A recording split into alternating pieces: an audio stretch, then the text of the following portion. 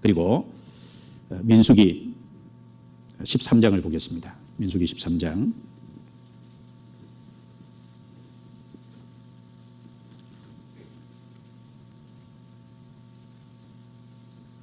민수기 13장 16절입니다. 아까 읽었던 구절인데, 여기 12명의 정탐꾼들을 쭉 이름이 나와 있습니다. 그 중에 여호수아가 포함되어 있죠. 16절에 이는 모세가 땅을 탐지하러 보낸 자들의 이름이라. 모세가 눈의 아들 호세아를 여호수아라 칭하였더라.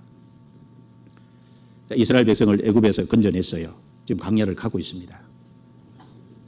가나안 땅을 정탐하게 12명을 보냈어요. 그 중에 여호수아가 포함되어 있습니다. 여호수아는 실제 그 땅을 보고 온 사람이에요. 자, 그 정탐한 사람들이 돌아올 때 포도송이 하나를 메고 왔는데 두 장정이 메고 왔다라고 했습니다. 실제 가나안 땅은 그렇게 풍요롭고 기름진데 딱 단점이 가나안의 아낙 자손의 그 후손들, 장대한 사람들이 있다는 그 문제하고 철병거가 있고 그들의 세력이 강하다는, 그것이 이스라엘 백성들이 전투하기에는 애로점이 있다는 겁니다. 그 가나안 땅에서 가져온 그 포도 한 송이가 이스라엘 백성들이 봤을 때는 가나안이 얼마나 풍요롭다는 걸 보여주는 실질적인 하나의 예가 될 거예요. 그 포도송이 하나가. 그런데 여호수아는 가나안 땅을 직접 본 사람이잖아요. 그 가나안 땅을 봤기 때문에 나머지 40년 광야길을 가면서 여호수아의 마음은 어땠을 거라고 생각하세요? 그 가나안 녹토를 간절히 소망하는 마음이 있었을 겁니다. 정말 거기 들어가는 40년 광야길을 가면 갈수록 무슨 생각하겠어요? 빨리 가나안 땅에 들어가고 싶다. 그 생각 안 하겠어요? 가나안 땅에 대한 소망이 커지고 확장되고 확장됐을 거라고 생각합니다. 그런 마음이 있기 때문에 여호수아를 하나님이 지도자로 사용해서 가나안 정복 전쟁을 치르게 한 겁니다. 하나님이 구원받은 사람에게 천국을 보여주시잖아요. 보여주신다는 게 눈에 보이게 보여주신다는 말씀보다는 성령으로 말미암아 성경에 기록된 말씀들을 통해서 천국이 어떤 곳인지를 그려보게 하시잖아요. 우리가 천국을 다 할 수는 없죠. 그런데 천국을 부분적으로 보고 있잖아요. 이 땅에 살면서 구원받은 사람에게 주어지는 영광이 얼마나 큰 것인지를 보고 있잖아요.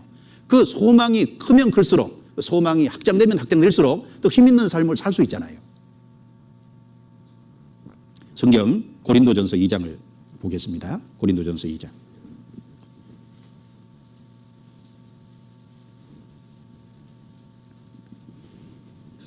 고린도전서 2장입니다.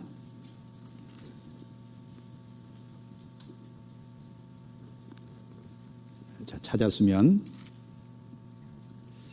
9절 읽겠습니다. 기록된 바 하나님이 자기를 사랑하는 자들을 위하여 예비하신 모든 것은 눈으로 보지 못하고 귀로도 듣지 못하고 사람의 마음으로도 생각지 못하였다 함과 같으니라.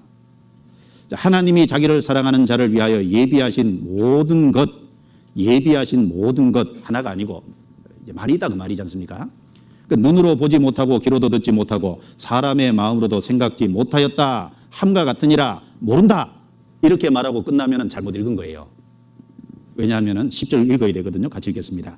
오직 하나님이 성령으로 이것을 우리에게 보이셨으니 성령은 모든 것 곧 하나님의 깊은 것이라도 통달하시느니라. 9절만 읽고 끝나면 모른다잖아요. 그런데 10절은 성령으로 이것을 우리에게 보이셨으니, 그렇죠. 구원받지 않은 사람은 전혀 모릅니다. 구원받은 사람을 위해서 준비해놓은 모든 것이 귀로도 듣지 못하고 눈으로 보지 못하고 마음으로도 전혀 생각할 수 없어요. 그런데 구원받은 사람 속에는 성령이 계시잖아요. 성령이 계시기 때문에 이것을 우리에게 보이셨나니 성령은 우리 속에 그 주님이 예비하신 것이 어떤 것인지 조금씩 알아가게 하시는 거거든요. 그래서 12절을 같이 읽겠습니다.